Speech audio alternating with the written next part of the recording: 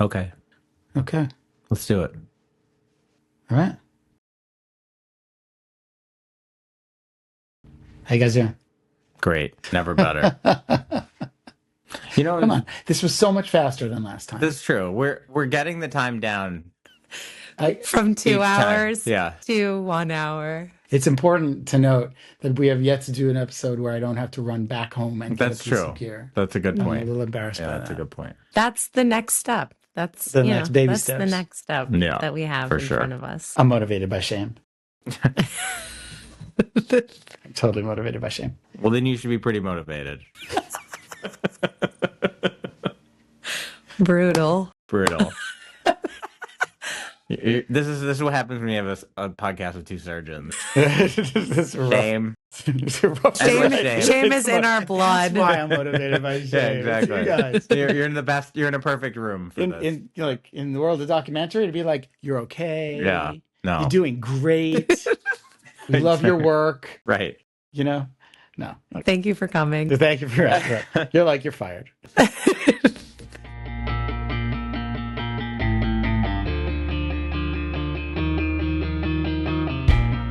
Well, okay, so here we are. I don't know how to begin. Here we are. The I first need a real mammogram. episode. Here we are, the first real episode. Well, okay, so we're here, just to remind our listeners, to create a library of information for a person who is undergoing at some stage of undergoing their experience with breast cancer from the point of view of two surgeons who are familiar with the medicine, but also have personal experience with breast cancer.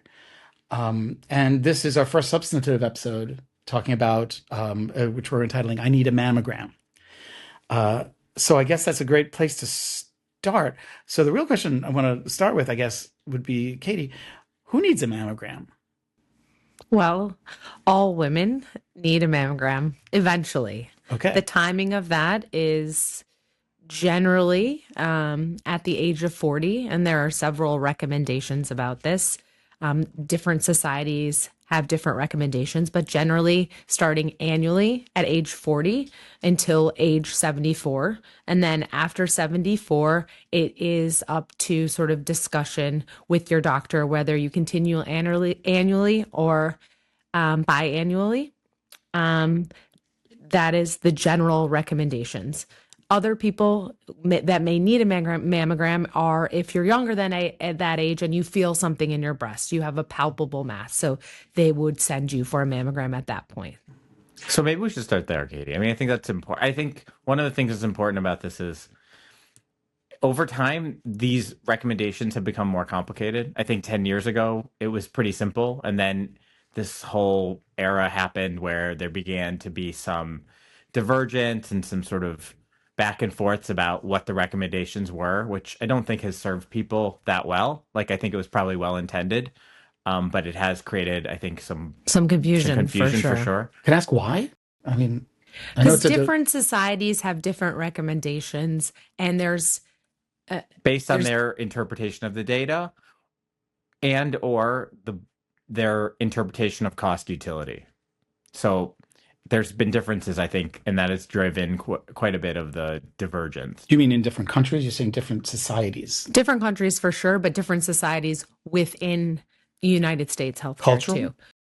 Yes. So there's the National Comprehensive Cancer Network guidelines. There's the American Cancer Society guidelines. Medical societies. Yes. There are the American College of Obstetricians and Gynecologists guidelines. And then there's the U.S. Preventative Task Force guidelines. So there's all of these different guidelines, and they're like, so doctors don't agree, is what we're saying. yeah, fairly similar, but not the same. Yep. So we're going to get back to that. But I think the first thing is that everyone should know is self-exam is really important. Mm-hmm. And if you ever have a change, so self-exam, I guess we should just go through that. I mean, I think most people know what that is, but Katie, you want to? Yeah, I think I would say most people, it's like something that we do in the shower, I would say. That's what I have done throughout my life. And I would say, like, ideally once a month. I think when you're having your period, it could be something like oh, I'm doing this on the first day of my period every month, or doing it at the same time every month, because there are cyclical changes within the breast that are important to note. So, and feeling things over time, or you can do it every week just so that you have a sense. And it's just feeling the breast in a sort of circumferential pattern so that you feel the whole area, and even under your armpits too. It's important. And just doing that over time. And you'll be surprised. There are changes, but your fingers will be able to detect differences. It's something your mind will, you may be like, how can I do a self exam? I don't know how to do a breast exam, but you're just doing it over and over in time will just be able to attune your mind on to changes. And that's the most important part, is changes. Yeah, and that's the thing. If you have a change, it should really never be ignored. It doesn't necessarily mean you're going to need a mammogram, but it isn't something that you should ignore, particularly if it persists, right? So if you notice something and it's there a day or 2 or 3 or 4 days later, and that's the time where you should at least initiate the conversation, initiate seeing somebody to decide whether or not this needs to be addressed. I think that's like kind of a no-brainer thing. I think everyone can agree on that one. And seeing someone means most likely seeing your OBGYN or your PCP. I think as women, we are more likely to have an OBGYN than we are to have a PCP, especially as younger women. So, but that's who you should seek the advice of and guidance of. Okay. Right. And actually, we should probably put maybe a link to self-exam information in the show notes. Yeah, we can put it on the show notes for sure. Yeah, So that might not be a bad idea. definitely. So assuming that you have your self-exam and you're not noticing any changes, then I think we'll go on. Then I think at age 40, you start with yearly mammograms. And a mammogram is a test that is done by a technologist and interpreted by a radiologist. And it's really important to do it at the same place every year because they compare the images over time and look for changes. Oh, it's that's not interesting. just like, oh, I got the mammogram here or there. And often, if you happen to move or need to go to a new location, they ask for the images. It's not just the reports. The radiologists need the images to interpret the data. See, that's something I didn't know. You need a baseline. It's comparative. It's not unlike what you're saying, the self-exam. Yes. It's comparative. Well, that's really interesting. So you could move and have a mammogram, and would it be more likely to find a problem or less likely to find a problem? I think if you don't have a baseline, it's always going to be somewhat less likely to find Right. it. Okay. All right. Because you're looking for changes over time and you're looking for changes in the baseline architecture. So it is really important that, you get it at the same place and really are consistent with that. And I think we should definitely talk about some of the worry. There's a lot of worry around mammograms. I was going to People ask, getting does it hurt? mammograms. Well, I think start with that? I definitely think for those who have not had it, people who are mammogram naive, there's definitely A fear. a fear for sure. I think a lot of people make it out to be really difficult, and I think that is one of the reasons why people will avoid it. Well, okay. So they're super important, obviously. Let's dispel some of the worries right now, if we can. I mean, it's not super comfortable. It's not, your breast is being smushed between plates that is like flattening it so it can see the contours and detect if there's any masses, that there's sort of architectural changes to the breast. So it's not super comfortable, but it's generally quick and not, it's nothing to worry about. It's not even as painful as a blood draw or anything like that. That's a good comparison. But it does take some more time, and there's different views that you have to have done. It's not just like, and it does take positioning, and it is operator dependent. So the technologist has to sort of manipulate your breast, and it is sort of, I would say, uncomfortable in that sense because you are exposed in that way, and which is somewhat uncomfortable, but they're generally very mindful of that, obviously, and take that into account when performing the test. So I think it's not even, it's on the scale of 1 to 10, I would say a 2. And it also depends on I think your breast size and shape is different. People have different breast sizes and shapes and densities for that matter. And I think that can contribute to the discomfort. Can I go back to what you said earlier about at 40? Is that a conservative age to begin, or is it? I have family history. Maybe let's talk about that. I have family history. My mother had breast cancer. Do I wait till I'm 40? So it depends on the age that she had it and then your risk. So there are ways to detect your own personal risk, and there are risk calculators that are used. There are two main ones, and I think people may be sort of aware of them. Olivia Munn was diagnosed with breast cancer a few years ago, and she talked a lot about how her OBGYN basically detected this by performing this risk calculation for her and then prompting her to get further imaging. So just based on her data. Just based on her data. So these risk calculators take into account a bunch of things. They take into account family history. They take into account age. They take into account the age of your first period, the density of your breast, if you've had prior biopsies, and if you have any cancer history in your family, and a smoker, and age and weight. So you answer those questions and it puts out a number. So I guess this is important to say too. So there's a 13% chance for all women that they will get breast cancer in their lifetime. That's 1 in 8. Period. That's Period. the standard baseline. That's the standard baseline. So right off the bat, 1 in 8 of our listeners, presumably in their lifetime, will which is a crazy statistic. Crazy. And it actually is increasing about 1% per year. And that is not sort of distributed evenly. It's like in younger people. So it's rising 1% per year in people under the age of 50. So it's rising disproportionately in younger women. And they also happen to be hormone sensitive cancers that are on the rise. Okay. So there's a rise in this. There's a 1 in 8 chance. So when you perform the risk calculator, if your risk, the risk calculator gives you a 10-year risk or 5-year risk. It depends on which model you use.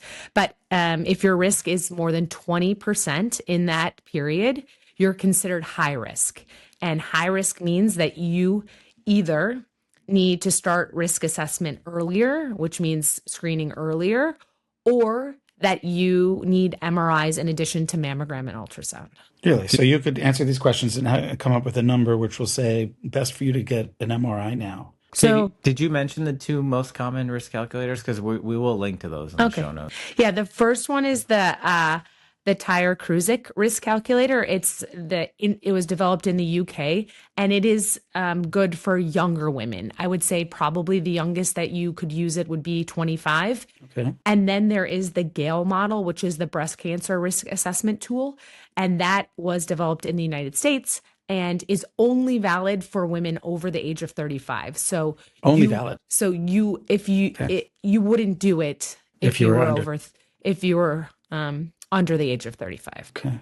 Wow. And those are the two main models and if you see a breast surgeon or they will often do both of the risk calculators on them. And if your OBGYN does a test for you and is like, wow, you're high risk, sometimes they'll send you to see a breast surgeon who follows high risk people over time for serial exam and imaging, just to make sure that you're, keeping up with things. So how long does it take to get results from a mammogram? It's variable. Some places are very quick and can get it within the day. Oh. And importantly, in current times, this result of the mammogram is released immediately to you in your electronic health record. Oh. As soon as the results become available, they're immediately released to you. So you will get this report that says words that you may not sort of be familiar with. And I think the important thing, so you're terrified. You go get a mammogram, and then you get a ding on your phone that says results of your test. Available. And you're terrified. I mean, I would be. what do you do with that information? So we've talked about the risk calculators, and we've talked about sort of who should be getting them and sort of at what age. But the thing that's really important to talk about is not everyone's getting this, right? Like this is the ideal, right? And is every patient who goes to see their primary care provider, whether that be their PCP, their OBGYN, is someone going through this with them? They may or they may not. And so this is something I think that we really want to highlight. It is important for, and I think this will be a theme through this entire series, is that people need to be knowledgeable about what's going on, and they need to feel empowered to advocate for themselves and really take charge of their own health, because And know how. in know how, right? Like in the ideal world, of course, no one needs to know anything. You're going to go to your primary care provider, and they're going to be going through all these things right on schedule, and but the as we know that it does not always happen, and there's multitude reasons for why that is, but it does not always happen. So one of the things we want to really point out is this, that these are things that you should know about. These are things that you should be thinking about. These are things that you need to bring up if they are not brought up to you at the time of your visits, right? So if you're going to go for your visit, this needs to be, if you know that you're at a higher risk due to family history or other things like this, these are things that need to talk to your healthcare provider about and say, like, should we be doing these risk calculators? And if so, how do we do them? And how do we start to stratify my risk? And I think it's something that we really are passionate about in having people be knowledgeable so they can advocate for themselves, because it is really, really important in an increasingly complicated healthcare environment. Things fall through the cracks, and we don't want that to happen for people, because even with the best of all of this, stuff happens, right? Like bad things happen to people. And so anything that you can do incrementally to help yourself is of course a positive, right? And so I think that's really, really important. So to circle back, I guess the question is, who should be the people who should be advocating for themselves to be analyzed in the risk calculator? Like of the people listening to this, who should be thinking to themselves, okay, this is something I need to talk to my healthcare provider the next time I'm at the Who at the among our office. listeners? Yeah, who among our listeners? Who listening now? So I mean, I think all women should over the age of 25 should have a risk assessment at baseline, because you never know. I think important to know risk factors, which are sort of early age of menses, so first period early, late age of menopause, so longer exposure to estrogens. Ashkenazi Jewish heritage, it's important. Family history of ovarian cancer, along with breast cancer, that puts you at higher risk. And then there's some modifiable risk factors. Obesity is a risk factor. Alcohol is a risk factor. Smoking is a risk factor. So any of those things put you that you should be aware of. And But wait, I have a question. It's not a costly thing. This is a calculus. Am I right? it's online. You just Google it and you can do it for yourself. So it's free. You can do it for Absolutely. You yourself. do it yourself. Absolutely. So You there's can no absolutely do reason it why yourself. every woman on the planet, considering how 1 in 8 would contract breast cancer at some point in their life, there's no reason why everyone on the planet shouldn't do this at the age of. Well, it's important, right? I mean, I don't think we are advocating that everyone just does it for themselves, because the interpretation of the risk calculator can be a challenge. It can be really frightening to get a number that you don't exactly know how to understand. I think that we would say that the better way is to talk to your healthcare provider and have them go through this risk calculator with you, because of course having it couched by somebody that has knowledge of this, I think makes it a more useful tool, a less scary tool. But if you don't have access, or if you're unsure, if you don't have a GYN, if you don't, like, it is something that you can do to get a sense of where your risk is. And certainly if you're 25 and you're at high risk and you don't have a GYN or a primary care doctor that you go to, I think It's time to go. It's time to go, right? So yeah, we think it's something that should be done. But yeah, I think hopefully, women are better than men in general about seeing physicians and other healthcare providers. The data is really clear on that. Uh-huh. So I think a lot of women are really good about this. It's just about making sure that the things are being done in the right way. So I think that's kind of where we would sort of advocate for that. Okay. All right. And again, the goal is to help people know what to help you, Yeah, exactly. know what how to advocate for yourself, which Yeah. is the goal.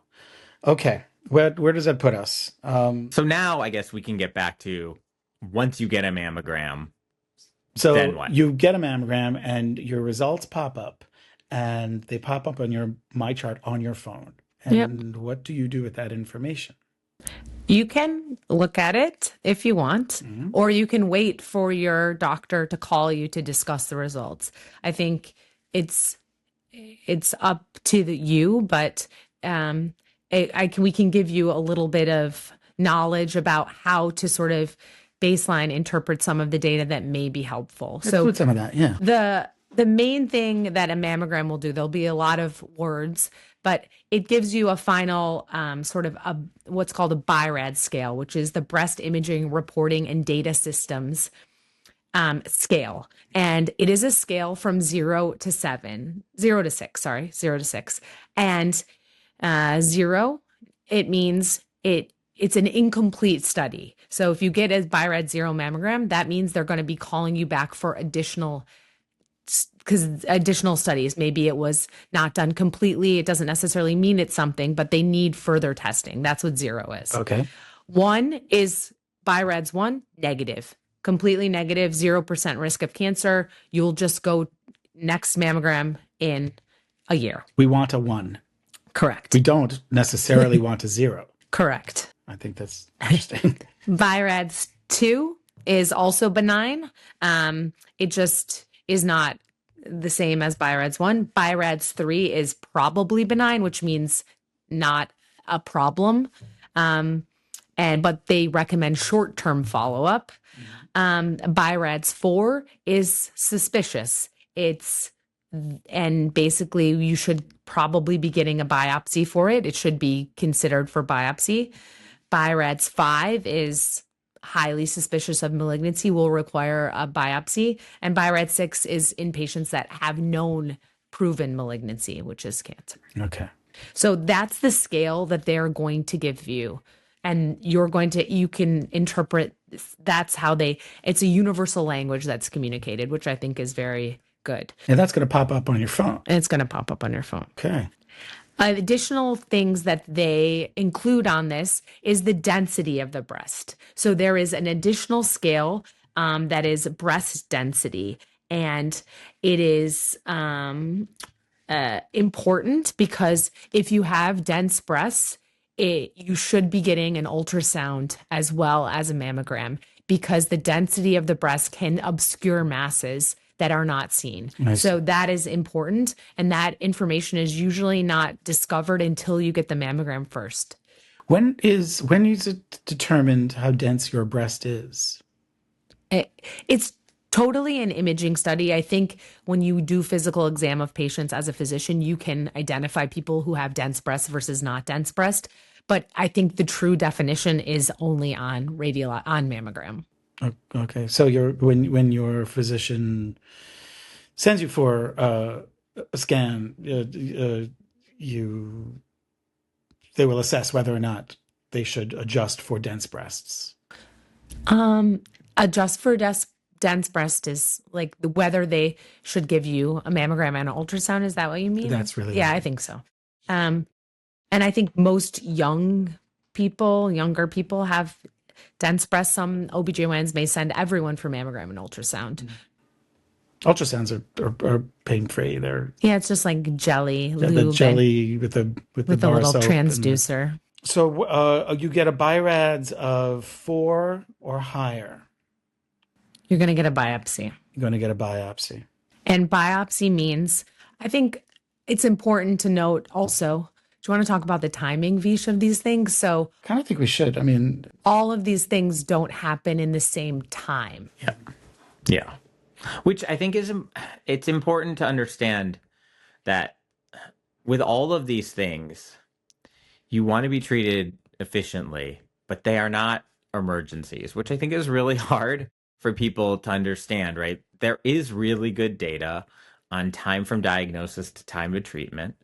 And that time frame is actually pretty long, right? So we know that for and this is really well studied over millions of people with cases, right? So you don't need to go from diagnosis to treatment in 2 weeks. It will not change your survival, right? And so the time to diagnosis treatment can be 60 days, and so to 90 days, depending on the way it's parsed out. But 60 to 90 days is pretty common, and that can show that can show equivalency in terms of total outcome. So I think it's really hard for people to sort of deal with the fact that this is not going to happen immediately.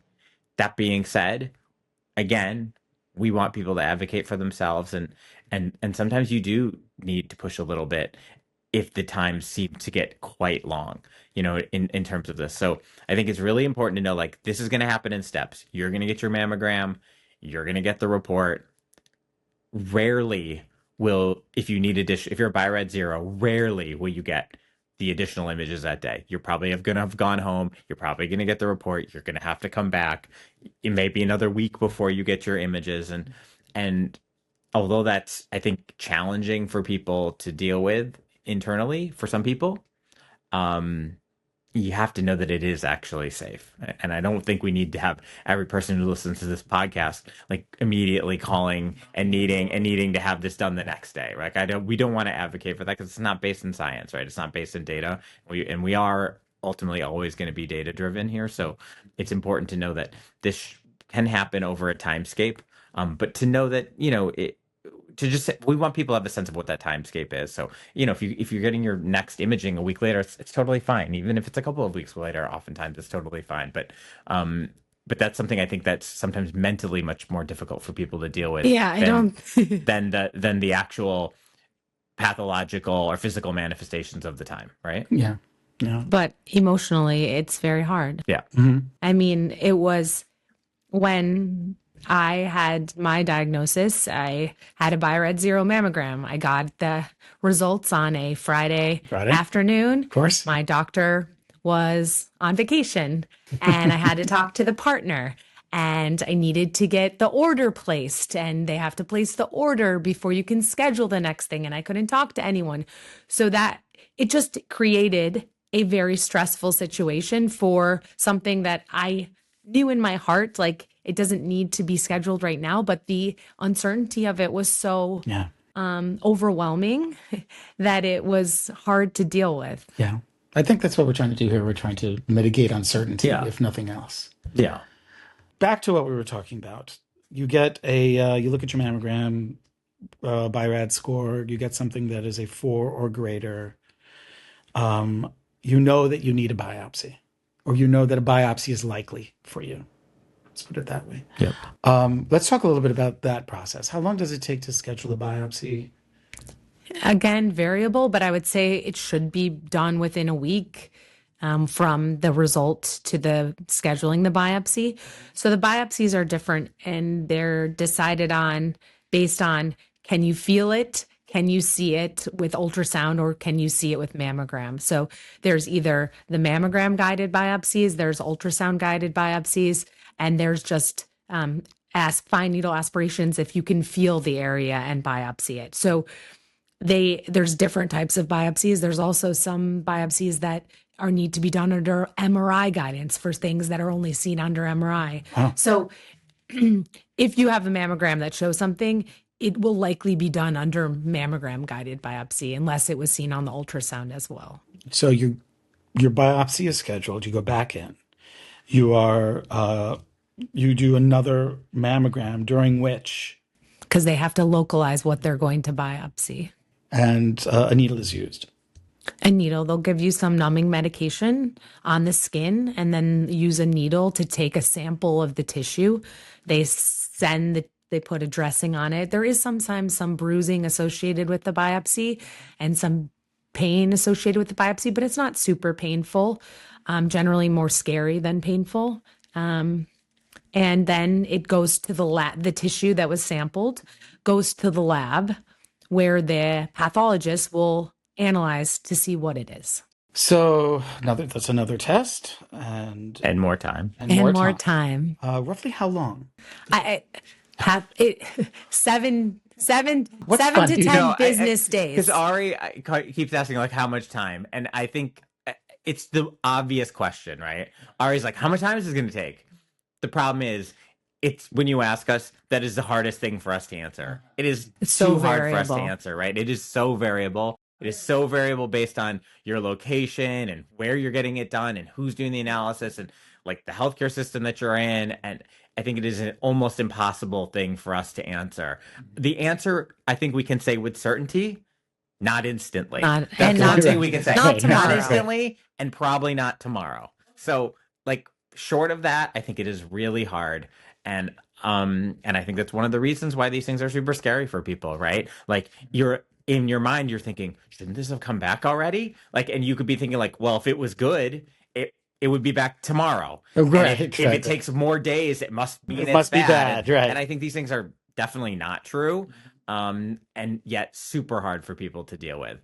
And so I think one of the things to tell people is try your best to not get worked up about the time. Try your best to not, when your results, don't be refreshing your phone every 5 minutes.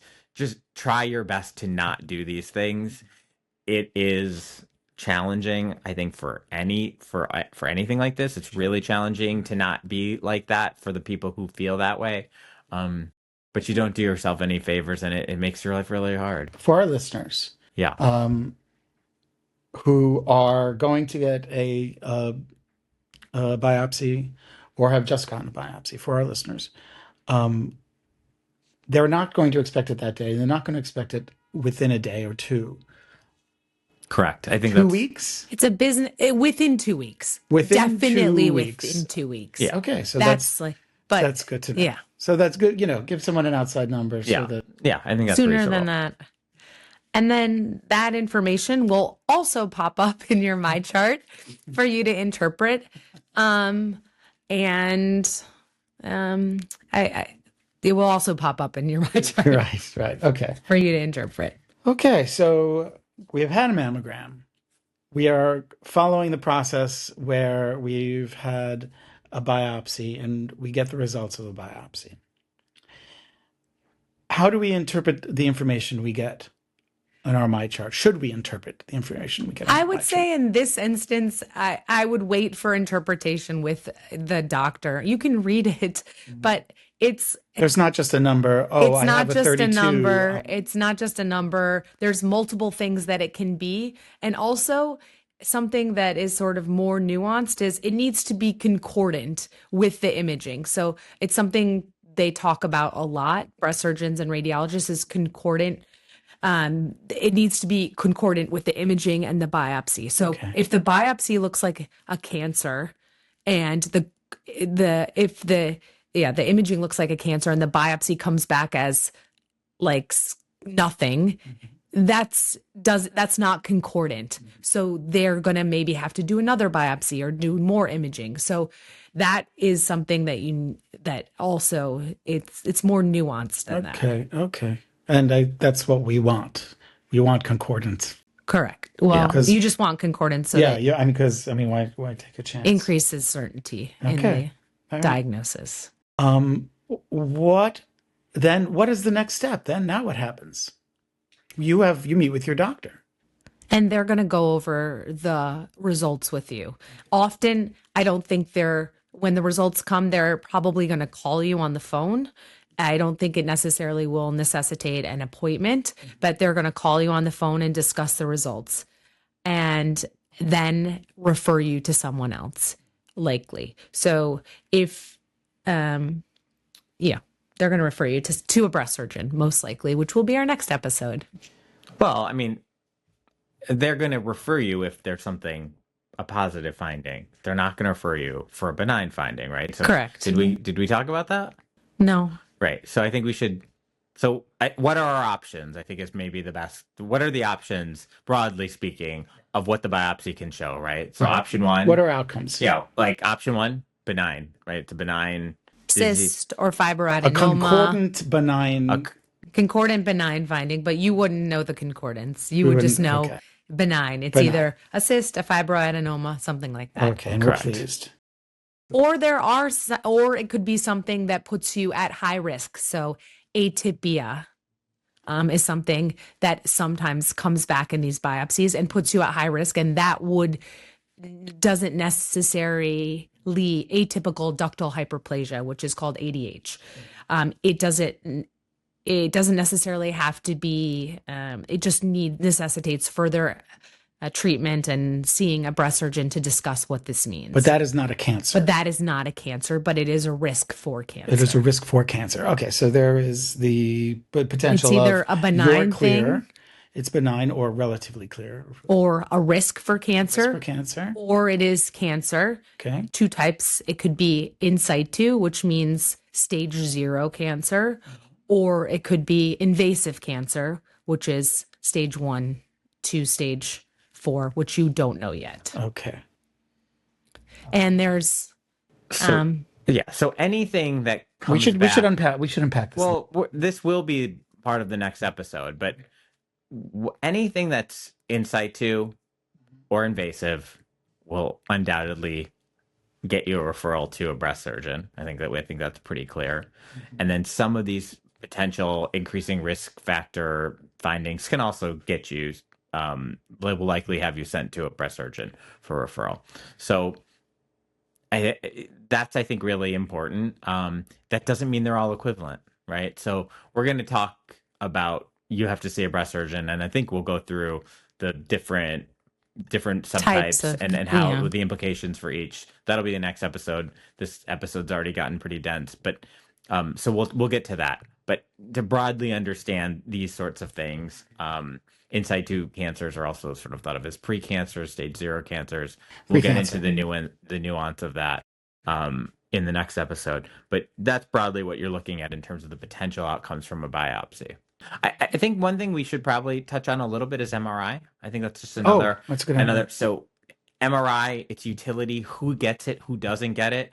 I think in our society, everyone thinks like more is more, and more is better, and more imaging is better, and you should just have the max. And an MRI is definitely one of those things that more is not always better, right? Why is that? Katie, you want to touch on it? I mean, I think because it may require a lot more testing. It's super sensitive in detecting things. So it may require more biopsies and it has more significant findings that require further testing. That's what I would say about MRI. Yeah, it is not the standard of care for screening. That's really important. It's not the standard of care for screening. Except for high-risk patients. So high-risk patients, I mean patients that have the genetic abnormalities. So if you have the BRCA gene 1 or 2, you're going to be screened by MRI. If you have a strong family history and a lifetime risk calculated by the model, as we talked about before, greater than 20%, you will be getting MRI. MRI, like Olivia Munn did. Yes. If you have a history of chest radiation, so there's a high incidence of breast cancer in patients that have Hodgkin's lymphoma that were treated with something called mantle cell radiation. So they get screened with MRIs. And then other genetic syndromes. Yeah.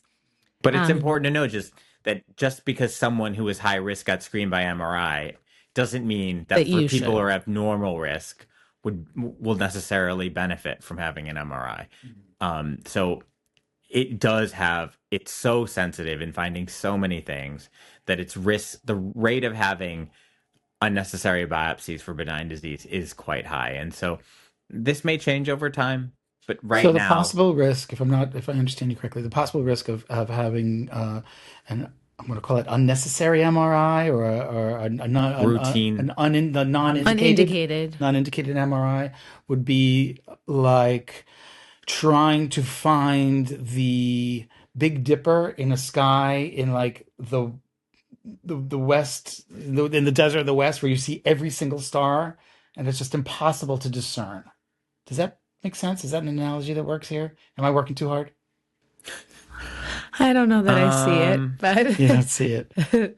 I don't know that that's. I'm trying to go because you touched on something I think that's important. This might not necessarily end up being in this episode, but I think that like from the perspective of the uninitiated, of course, it's like more testing equals better. And Yeah. so I'm trying to explain, and that's a reason. It's a signal to noise issue, is what I would say. It's a signal to noise issue, right? So it just picks up so many things that it's very hard to differentiate what actually matters, right? So the noise raises so much that it's really, really difficult to figure out if the thing that you're looking for is of value. So it's overkill, and you'd almost definitely have a biopsy that would be Right. unnecessary. It creates multiple false, unnecessary biopsies. And that has implications for the cost. But I think, and that's one thing. I honestly don't care that much about that part of it, but I do think it creates a ton of anxiety for people. Um, and creates this whole downstream thing, right? Like it's not just the anxiety for the patients, it's anxiety for the family, it's anxiety for their children. It creates all these things, and there has to be a high enough risk reward to do it, right? Like there has to be a good indication to do it, and I don't think it's people are well served by having everyone freak out because they've got all these biopsies that are ultimately benign, right? Um, so we're yeah, so I think it's really important to understand that sometimes more isn't better. Sometimes more isn't better, which is true for a lot of things. Yeah, which is true for a lot of things. So, okay, but now we're talking about cases where an MRI is indicated. The high risk. And then in patients that have known cancer, so your biopsy comes back that you have a malignancy, often in preparing for the next part of your treatment, you will get an MRI often. But that's at the discretion of the breast surgeon. And we know there's cancer. We know that it's cancerous. What is the benefits of the MRI to? It is more, as Vish talked about, it's a lot more sensitive. So if you're going to do a surgery, you want to make sure you have the extent of the disease so you can make the determination of what surgical option you have, which we'll talk about more in the next episode. But I think it just helps with problem solving on to what the extent of the disease that you have is. And so we've had our MRI. It was indicated. We have it. The results pop up on your phone again. Is there anything our listeners need to know about what pops up on their phone? I mean, it's an interesting circumstance because they know they have cancer at this point. I mean, I think my 10,000-foot view of it is, in general, the less you read these things on your phone and interpret the data yourself, the better off you are. It takes a level of self-discipline and self-control. And how do you not? You're so worried. You want to be proactive. Yeah, I mean, agreed. I understand the impetus for why people want to look at it. I absolutely understand. This is like sort of like to me, it's sort of like uh, it's like higher order level thinking, lower order level thinking. Like, of course, it makes sense that you want to look at it, but if it's without context, these things are really challenging, right? And unless you have the higher order level thinking ability to interpret it and create context in it, is it necessarily helpful for you to do it? And so while the impetus or the desire, the reflex to want to look is there, it may not always be best. And I'm not claiming that everyone can do this. It's individual, right? It's individualistic in terms of how people respond to things. But I think the blanket advice I would try to give to most people is try not to really look at this.